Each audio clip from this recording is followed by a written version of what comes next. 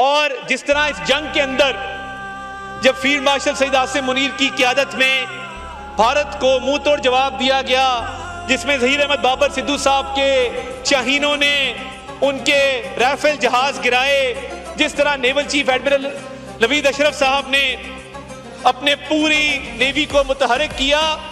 आप भी मुत्तहिद थे, इसी सफ में खड़े थे। तो जब इकोनॉमी की बारी आती है तब भी हमें यक ज़बान और यकजा होना है,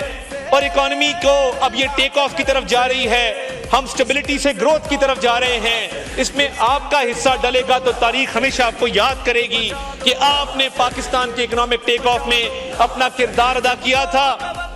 और इस बजट के अंदर जहां पे सैलरी क्लास को रिलीफ दिया गया है, तनख्वाहों में इजाफा किया गया है,